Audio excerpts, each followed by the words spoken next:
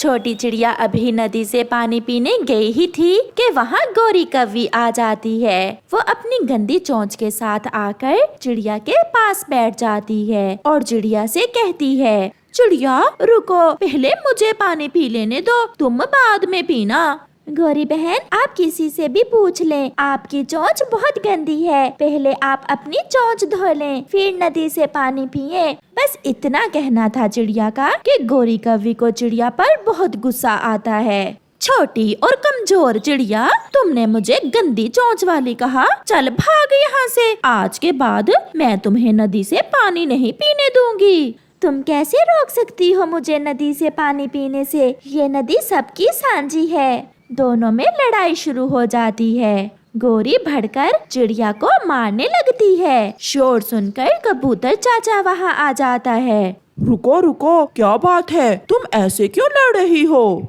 चाचा कबूतर, इसकी चोंच देखें कितनी गंदी है। मैंने यही कहा कि गौरी अपनी चोंच धोकर नदी से पानी पिया करो, और इसने मुझसे लड़ाई शुरू कर दी, इसने मुझे मारा भी है। चाचा कबूतर, तुम देखकर बताओ, मेरी चोंच कोई गंदी है? गौरी, बुरा न मनाना, तुम्हारी चोंच तो सच में बहुत गंदी है। तू जा अपना काम कर, बड़ा आया गंदी आँखों वाला मोटा कबूतर। ऐसे गुस्से में बिना पानी पिए ही गौरी वहाँ से चली जाती है। चिड़िया और कबूतर भी अपने अपने घरों को चले जाते हैं। उठो कालू, तुम यहाँ सोए हुए हो। उस छोटी चिड़िया ने सबके सामने मुझे गंदी चोंच वाली कहा है, मैं छोड़ूंगी नहीं उसे। उस चिड़िया की इतनी हिम्मत कि मेरी पत्नी को गंदी चोंच वाली कहे? वैसे गौरी, आपस की बात है, चोंच तो सच में तुम्हारी बहुत गंदी है। कालू, मैं पहले ही बहुत गुस्से में हूँ, कुछ करो, कुछ ऐसा करो कि वो छोटी चिड़िया रोती हुई जे जंगल छोड़कर जाए, फिर ही मुझे खुशी मिलेगी। तो फिर रात होने दो, समझो, आज की रात चिड़िया की आखिरी रात है इस जंगल में। मम्मा, आपके पंख पर ये जख्म कैसा है? कुछ नहीं हुआ बेटी, वो गौरी है ना, ऐसे ही नदी पर मुझसे लड़ाई शुरू कर दी उसने। मम्मा, क्या गौरी आंटी ने मारा है आपको? गौरी आंटी बहुत गंदी है, मैं कभी नहीं बुलाऊंगी उसे। नहीं बेटी, छोटे बच्चे बड़ों को ऐसा नहीं कहते। रात हो जाती है, सब सो जाते हैं। जाग रहे थे तो कालू और गौरी। कहाँ है मेरी लकड़ियाँ काटने वाली आरी? मैं उस चिड़िया को अभी मजा चखा कर आता हूँ। जिस पेड़ पर चिड़िया का घर है, उस पेड़ को ही काट देना कालू। तुम चिंता न करो पत्नी जी। फिर कालू अपनी आरी लेकर घर से निकलता है। वो सीधा चिड़िया के घर की तरफ जाता है। कालू कौवा पेड़ की शाख काटना शुरू कर देता है और आहिस्ता आहिस्ता वो शाख जिस पर चिड़िया का घर था उसे काट देता है। कालू वहाँ से भाग जाता है और चिड़िया का घर और वो शाख टूटकर नीचे गिर जाते हैं। गुड़िया, गुड़िया बेटी, आप ठीक तो हैं? हाँ मम्मा, मैं ठीक हूँ। आपके चोट तो नहीं आई? मैं भी ठीक हूँ, मगर बेटी ये शाख ऐसे कैसे टूट सकती है? फिर चिड़िया टूटी हुई डाल को देखती है। इसे तो किसी ने लकड़ियाँ काटने वाली आरी से काटा है, ये डाल खुद ब खुद तो नहीं टूटी। सुबह हो जाती है। वो माँ बेटी अपने टूटे हुए घर पर बैठी हुई थी। मिट्ठू और कबूतर वहाँ आते हैं। चिड़िया, ये सब कैसे हुआ? कबूतर चाचा, कल जो नदी पर गौरी से मेरी लड़ाई हुई थी, ये सब उसी ने किया है। जिस डाल पर मेरा घर था, वो डाल काट दी उसने। बहुत बुरा किया, जिसने भी ये सब किया बहुत बुरा किया। चिड़िया, आप मेरे घर के पास वाले पेड़ पर अपना नया घर बना लो। नहीं मिट्ठू, मैं ऐसे जंगल में नहीं रहूंगी जहाँ इतने जालिम पक्षी रहते हो। मैं ये जंगल छोड़कर जा रही हूँ। चिड़िया रोती हुई अपनी बेटी को साथ लेकर वहाँ से चली जाती है। चिड़िया अपने पुराने जंगल में जाती है और वहाँ जाकर अपने लिए नया घर बनाने का सोचती है। गुड़िया बेटी, ये पेड़ ठीक है, यहाँ नदी भी पास है और यहाँ हम सुरक्षित भी रहेंगे। हम इसी पेड़ पर अपना घर बना लेती हैं। मम्मा, आप आराम करें, मैं सूखी लकड़ियाँ लाती हूँ। फिर वो माँ बेटी अपना घर बनाने का काम शुरू करती हैं। गौरी कव्वी बहुत खुश थी क्योंकि उसने चिड़िया को जंगल से बाहर निकाल दिया था। गौरी, चिड़िया तो चली गई है, मगर तुम अपनी चोंच धोकर नदी से पानी पिया करो। सच में तुम्हारी चोंच बहुत गंदी है। चुप कर जा ओए कालू, कहीं ऐसा ना हो कि अब मैं तुम्हें ही इस जंगल से निकाल दूं। कालू डरता हुआ वहाँ से चला जाता है। शाम तक काम करने के बाद चिड़िया ने अपने लिए नया घर बना लिया था। गुड़िया, अब यहाँ उस गंदी चोंच वाली से तो हम दूर रहेंगे। हाँ मम्मा, और यहाँ नदी का पानी भी बहुत ठंडा और साफ है। ऐसे ही दिन गुजरते गए। गौरी कभी भी अपनी चोंच साफ न करती। मिट्ठू नदी पर बैठा था, गौरी भी वहाँ आ जाती है। उसकी गंदी चोंच देखकर मिट्ठू उससे कहता है, गौरी, तुम्हारी चोंच तो बहुत। क्या हुआ मेरी चोंच को? मिट्ठू को चिड़िया वाली बात याद आ जाती है। बहुत साफ है तुम्हारी चोंच। ऐसा कहते हुए मिट्ठू वहाँ से चला जाता है और गौरी अपनी गंदी चोंच से ही नदी से पानी पी लेती है। अब तो कोई भी पक्षी गौरी के पास आकर ना बैठता क्योंकि उसकी चोंच बहुत गंदी होती थी। एक दिन दोपहर के बाद गौरी जब घर जा रही थी तो उसे अपनी चोंच में कुछ दर्द महसूस होता है। उसका पति कालू कौवा गौरी को बुलबुल के पास ले जाता है। बुलबुल, मेरी चोंच में बहुत दर्द है मेरी चोंच में। फिर बुलबुल गौरी की चोंच चेक करती है। मैं कुछ नहीं कर सकती, गंदी रहने के कारण गौरी तुम्हारी चोंच सड़ चुकी है। अब इसे काटे बिना कोई उपाय नहीं है। ये सुनकर गौरी रोने लग जाती है। नहीं, मैं चोंच के बिना कैसे जी सकूंगी। सब कहते थे कि अपनी चोंच साफ करो। तुमने मुझसे भी पाप करवाया, उस चिड़िया का घर तोड़वा कर। अब कटवा दो अपनी चोंच। बहुत दर्द है, मैं दर्द से मर रही हूँ। तो फिर चोंच काट दूं क्या मैं? फिर बुलबुल गौरी कव्वी की चोंच काट देती है और गौरी रोती हुई कालू के साथ वापिस आ जाती है। अब वो किसी को मुंह दिखाने के काबिल नहीं रही थी क्योंकि चोंच के बिना वो बहुत बुरी लग रही थी। मैं अपने किए पर बहुत शर्मिंदा हूँ। अगर मैं अपनी चोंच को साफ रखती तो कभी ऐसा ना होता। चिड़िया तो अपने घर में सुकून से थी, मगर कव्वी को उसकी सजा मिल चुकी थी। दूर किसी जंगल में चिड़ियाओं का एक परिवार रहता था। मम्मा चिड़िया ने अपने बेटे की शादी अभी कुछ दिन पहले ही की थी, मगर उसकी बहू अब मम्मा चिड़िया को अपने साथ घर में रखने के लिए तैयार ना थी। आए रोज वो अपनी सास से लड़ाई करती थी। सासू माँ, अगर आप हमारे जिंदगी में सुकून चाहती हैं तो आप यहाँ से चली क्यों नहीं जाती? बेटी, मैं कहाँ जाऊँ और मैं अपने बेटे से दूर कैसे रह सकती हूँ? मम्मा, दूर तो नहीं होंगे हम। कीकर के सूखे पेड़ पर जो घोंसला है वो भी तो हमारा ही है। आप वहाँ क्यों नहीं चली जाती? ये सुनकर मम्मा चिड़िया की आंखों में आंसू आ जाते हैं। मैं तो सोच रही थी कि शायद मेरा बेटा भी मुझसे दूर नहीं होना चाहता होगा, मगर मुझे पता चल गया बेटा कि आपकी इच्छा भी यही है कि मैं यहाँ से चली जाऊँ। मम्मा, मैं रोज आपको मिलने आ जाया करूँगा। तो क्या तुम रोज अपनी माँ के पास ही रहोगे? ऐसा करो, तुम भी अपनी माँ के साथ ही चले जाओ, या फिर मैं ही अपने मैके चली जाती हूँ। मेरी तो जिंदगी खराब हो गई है इस घर में आकर। नहीं बेटी, आप क्यों जाओगी? मैं ही चली जाती हूँ। आप दोनों खुश रहो। बेटी, मैं तो आपको खुश देखना चाहती हूँ। ऐसा कहते हुए मम्मा चिड़िया अपना कुछ सामान उठाकर वहाँ से चली जाती है। रोती हुई मम्मा चिड़िया कीकर के पुराने पेड़ पर जाती है, जहाँ कभी वो अपने पति के साथ रहा करती थी।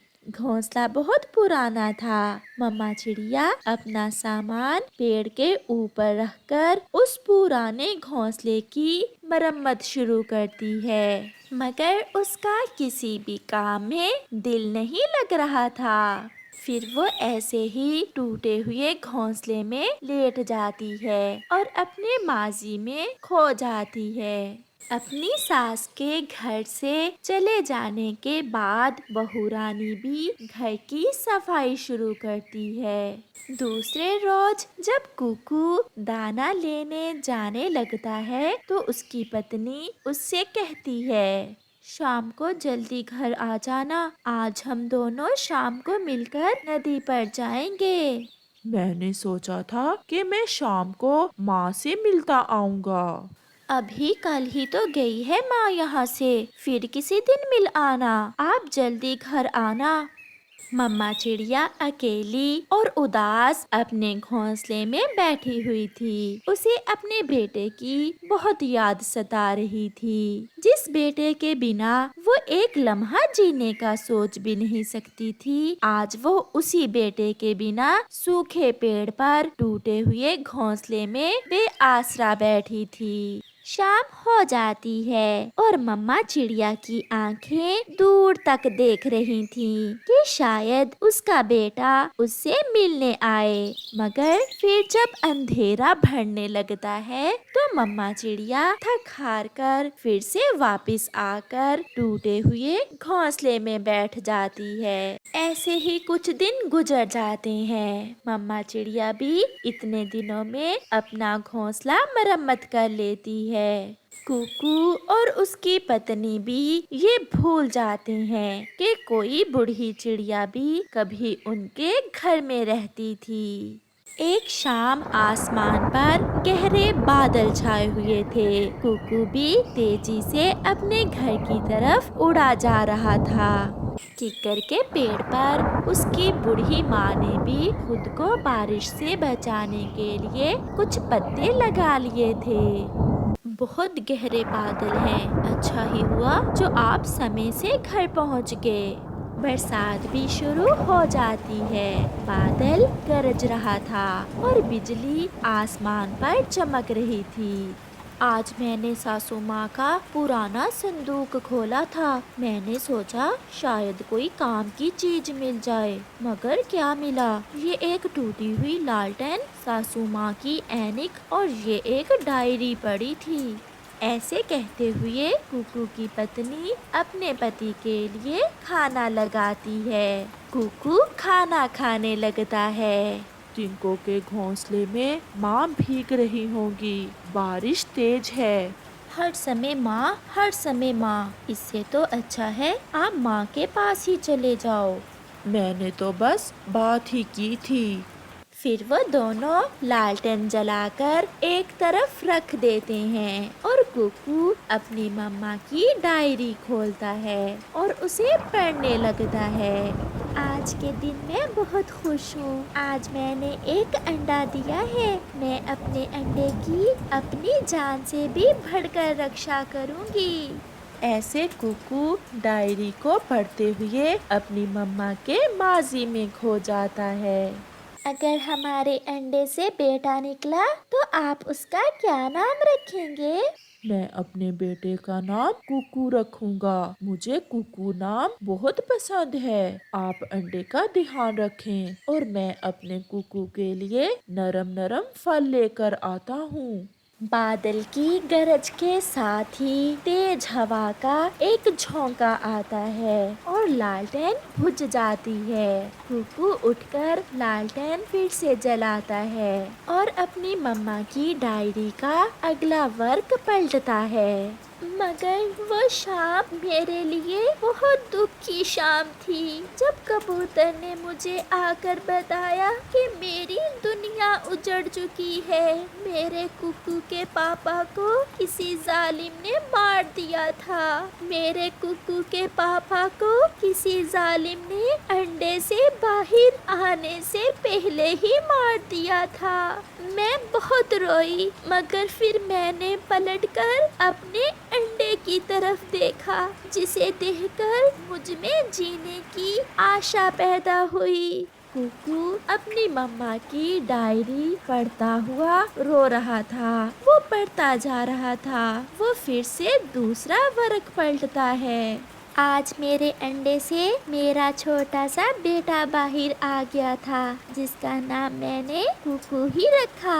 वो दिखने में बहुत सुंदर था। वो सच में अपने पापा की तरह सुंदर था। फिर मैं अपने बेटे से बातें करने लगी और कुछ ही दिनों में मैं सब पुराने दुख भूलकर अपने बेटे के साथ नई जिंदगी जीने लगी। मैं अपने बेटे को साथ लेकर नदी पर जाती। मैं अपने बेटे को अपनी चोंच से दाना खिलाती। मैं अपने बेटे को सोया देखकर खुश होती रहती। मेरा बेटा बड़ा होता गया। मैंने अपने बेटे के लिए नया घर भी बना लिया था, मगर अब मुझे एक ही चिंता थी कि मैं अपने जीते जी अपने बेटे की शादी कर दूं, क्योंकि अब मेरी सेहत भी कुछ ठीक ना थी।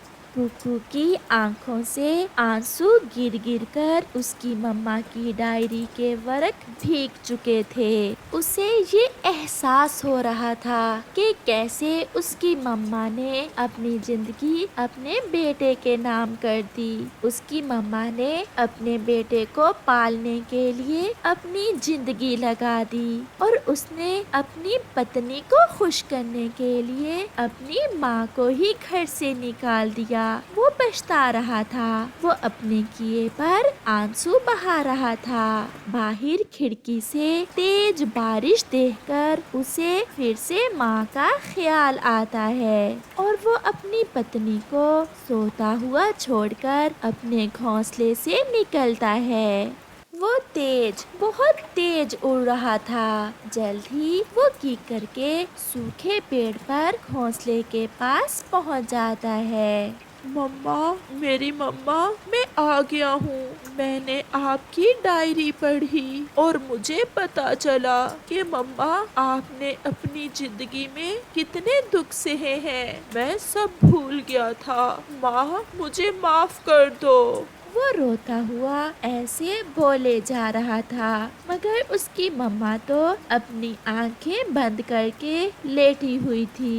वो कुछ बोल ना रही थी। कुकू अपनी मम्मा को हिलाता है, मगर वो घोंसले से नीचे गिर जाती है, क्योंकि उसकी मम्मा तो शाम के बाद बारिश शुरू होने से पहले ही मर चुकी थी। कुकू अपनी मम्मा के पास बैठकर रो रहा था और अपने किए पर पछता रहा था, मगर अब उसकी मम्मा कब लौट कर आने वाली थी, क्योंकि अब समय गुजर चुका था और गुजरा समय कभी लौट कर नहीं आता। प्यारे दोस्तों, माँ बाप अपने बच्चों को बहुत मुश्किल से पालते हैं। बहुत उम्मीदें लगाते हैं मम्मा पापा अपने बच्चों से। इसलिए कभी भी अपने मम्मा और पापा को दुख ना दें। आपका धन्यवाद।